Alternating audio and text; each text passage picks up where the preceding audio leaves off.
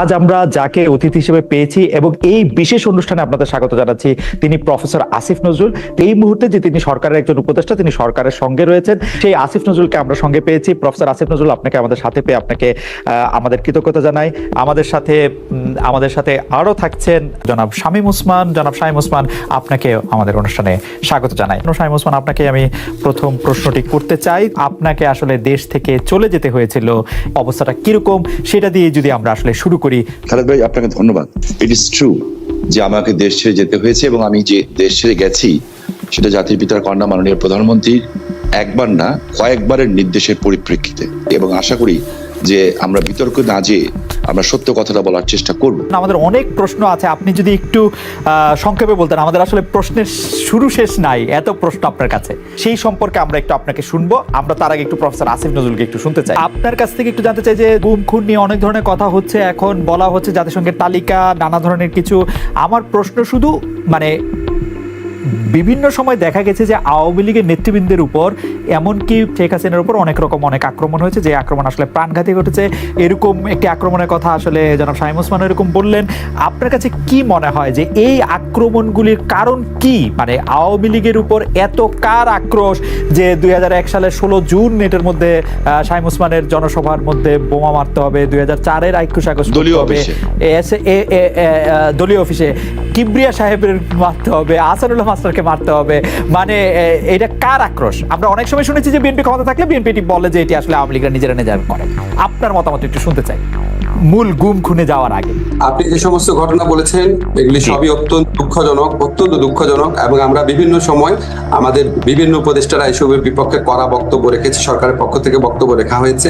তবে খালেদ, আপনাকে আমি একটু বিনয়ের সাথে একটা কথা বলি।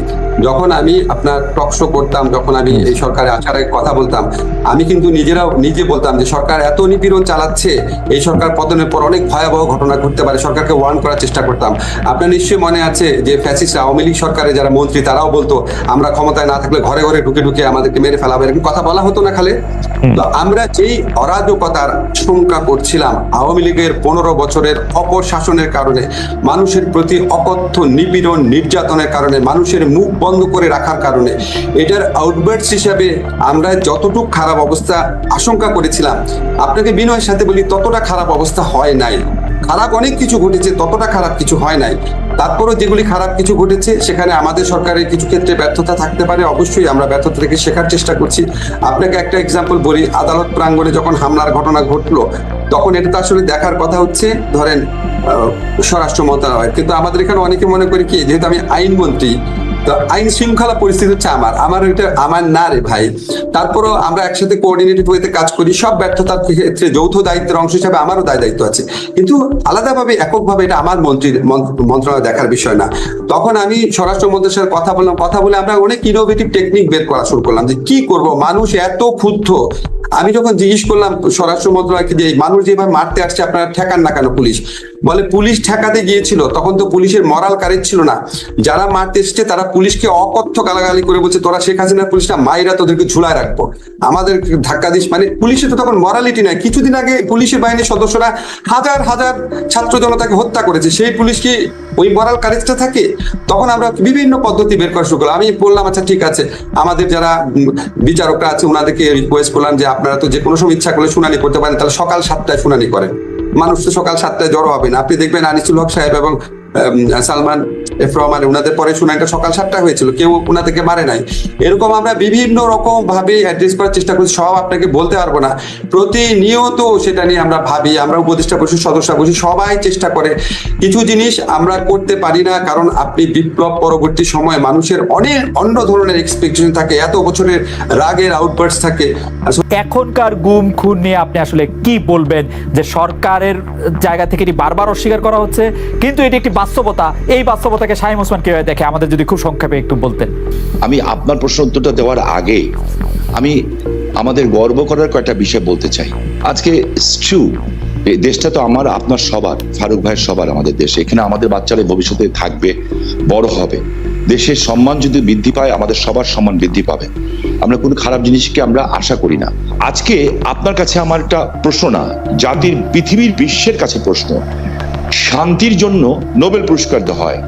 এমন এমন লোকও আছেন যারা শান্তির সাথে জড়িতই না, কিন্তু তারা নোবেল পুরস্কার পান। আমি কোনো ব্যক্তির কথা বলবো না।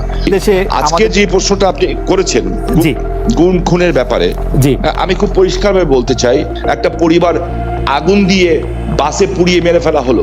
বাসে শুয়েছিল ড্রাইভার আর কন্ট্রাক্টর, তাকে আগুন দিয়ে পুড়িয়ে মারে হলো। ওস্তাদকে মাথা দিয়ে যে কন্ট্রাক্টর পুড়িয়ে মেরে 85 জন মানুষকে পুড়িয়ে ছাই করে দেওয়া হলো। এটার নাম রাজনীতি। আর তাদের বিচার হলো না কেন? যারা আগুন সন্ত্রাস করলো এই দেশে, যারা পুলিশকে পুড়িয়ে মারলো, সাংবাদিককে পুড়িয়ে মারলো, জজ করে বোম মারলো এবং বিভিন্ন স্কুল সেন্টার উড়িয়ে দিল। আমি এই সরকারের কাছে প্রশ্ন রাখতে চাই, এই সরকার ন্যায় বিচার কেন করছে না? আমি একটু মানে প্রথমত কারা আগুন দিয়েছে সেই বিষয়টি আসলে পুলিশ তার চার্জশিট বা তার যে প্রতিবেদন সেই প্রতিবেদনে দাখিল করতে পেরেছে কিনা আমি জানি না, কিন্তু অজ্ঞাতনামা যাদের বিরুদ্ধে মামলা দেওয়া হয়েছে বা যাদের বিরুদ্ধে মামলা দেওয়া হয়েছে তারা বেশিরভাগই বিএনপির নেতা বা কর্মী, এবং তাদের মধ্যে থেকে বিএনপির অনেক নেতা কর্মী আছেন যাদের হাতে একটি বোমা নিয়ে তারা বোমা মারছেন, সেটি ভাবনাটাও একটু মানে কষ্টকল্পনা। সাহেব ভাই, এর জন্য তার আপনি সরকারকে মানে একজন মানুষকে আমি গুম করে দিব, খুন করে দিব, এই বিষয়টাকে আমি একজন মানুষ হিসাবে, আমি যদি মৃত্যু হয়ে যায় আমার, আমি কোনোদিন এটাকে সাপোর্ট করব না। এবং অতীতে কে কি করেছে সেই জন্য আমাকে একই পথে চলতে হবে, আমি সেটাকেও মনে করি না। আমি আমাদের সজীবদের জয় একটা ফেসবুকে, এই যে আমেরিকা গত 2 দিন আগে একটা স্ট্যাটাস দিয়েছেন, 3-4 দিন আগে, বিএনপি জামাতের সরকারের 100 দিনের সন্ত্রাসী কার্যকলাপে নিহতের সংখ্যা ছিল 100 দিন, মাত্র 100, এবং যা দিয়েছেন উনি সব কয়টা হলো মিডিয়ার থেকে নেওয়া। আমার হাতে কাগজগুলি আছে এবং এগুলি সব মিডিয়ার থেকে দেওয়া। এবং উনি ওইখানে বলেছেন 100 দিনে নিহতের সংখ্যা ছিল 1200, ধর্ষণের ঘটনা গড়ে প্রতিদিন 4টি, খুনের সংখ্যা গড়ে প্রতিদিন 6 জন। থানার ওসিও নিজের যান বাঁচাতে জিডি করেছিলেন। হ্যাঁ, এখন আমি এই কথা দিয়ে এটা প্রমাণ করতে চাই না যে ওনারা করেছেন দেখে আমাকে করতে হবে, এটা আমি বলতে চাই। বলতে পারে আমরা তো একটা পলিটিক্যাল পার্টির গভর্নমেন্ট না। পলিটিক্যাল পার্টির গভর্নমেন্ট হয় কি, তারা অনেকদিন একসাথে কাজ করে, তাদের মধ্যে কোঅর্ডিনেশন থাকে, তাদের একটা দক্ষ কর্মী বাহিনী থাকে। আমরা তো কেউ কারোর সাথে আগে কাজ করি নাই, আমরা সবাই একসাথে নতুন করে আসছি। আমাদের এটি আমার মনে হয় যে এই বক্তব্য পরিষ্কার। জনাব শামীম ওসমান, আমাদের প্রশ্ন ছিল যে আপনার গত 4 বা 5 বছরে এরকম কোনো বিষয়ে আর মনে হয়েছে কিনা বাংলাদেশে এই গুম খুনের বিষয়ে কোনো আর প্রশ্ন তোলা যেতে পারে? জনাব শামীম ওসমান, আপনার নিশ্চয়ই মনে আসে একরামুল বলে চট্টগ্রামের একজন কাউন্সিলর, তার মেয়ে যখন বলছিল বাবা তুমি কান্না করছো যে, এবং তারপরে যখন তাকে গুলি করে হত্যা শব্দ আমরা শুনলাম, সেই সময়ের মধ্যে কিন্তু আমরা অনেকেই বলছিলাম যে এইখানেই এটি শেষ হওয়া উচিত, কিন্তু এটি আসলে শেষ হয় নাই। জনাব শামীম ওসমান, আমি আপনার সাথে 100% একমত। আমি কোনো অবস্থাতে একজন মানুষ হিসাবে, পৃথিবীর 800 কোটি মানুষও যদি চায় একজন মৃত মানুষকে জাগিয়ে তুলবে, তা তো জাগিয়ে তুলতে পারবে না, তাই না? তো একজন মানুষকে আমি গুম করে দিব, খুন করে দিব, এই বিষয়টাকে আমি একজন মানুষ হিসাবে, আমি যদি মৃত্যু হয়ে যায় আমার, আমি কোনোদিন এটাকে সাপোর্ট করব না। এবং অতীতে কে কি করেছে সেই জন্য আমাকে একই পথে চলতে হবে, আমি সেটাকেও মনে করি না। আমরা যেটা চোখে দেখবো এবং যেটা বুঝবো সত্য, আমরা সেটাকেই বিশ্বাস করব এবং সেটাকে বিশ্বাস করা উচিত।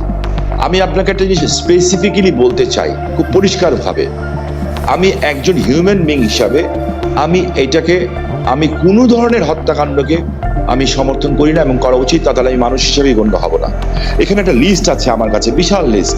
আমাদের IB Rahman, SM Kibria, Ahsanullah master, Mumtaz ভাই, গোপাল কৃষ্ণ মুহুরী, অধ্যাপক হুমায়ুন আজাদ, অধ্যাপক ইউনুস, এরকম দেশ বরেণ্য ব্যক্তিদের নামের লিস্ট আছে আমার কাছে এখানে প্রচুর, যেগুলি, এবং ইভেনচুয়ালি ফারুক ভাইদের সময় ব্রিটিশ হাই কমিশনার যখন শাহজালাল বাবার মাজারে গেছিলেন, ওনার উপরে বম ব্লাস্ট হয়েছিল, ওখানে কিন্তু মানুষ মারা গেছিল। কিন্তু সাহেব, আপনি কিন্তু বিএনপির আমল থেকে আসতেই পারতেছেন না, আপনি বিএনপির আমলেই থাকতেছেন, আপনি এই আমলে আসেন। আজকে আপনাদের দুজনের কাছ থেকে আমি আজকে যত পজিটিভ কথা শুনেছি, পজিটিভ কথা শুনে, কিন্তু প্রশ্ন যে আপনার মনে হয় কিনা তত্ত্বাবধায়ক সরকার বেশিরভাগ মানুষ চায় বা নিরপেক্ষ সরকারের অধীনে নির্বাচন বেশিরভাগ মানুষ চায়, আপনার মনে হয় কিনা?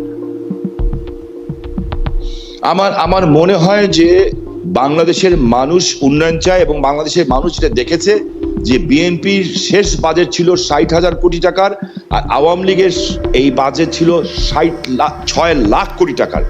মানুষ তার উন্নয়ন চায়। ওই শামীম ওসমান কথা বলবে না ফারুক ভাই কথা বলবে, দ্যাটস নট মানে যেমন ইলেকশনই হোক, ইলেকশন যেমনই হোক, দেখতে চায় যেমন যে ইলেকশন হোক, যেমন না মানুষ তার ভোটের অধিকারও চায়, এবং আমি নিজেও চাই যে ভোটের অধিকার হোক।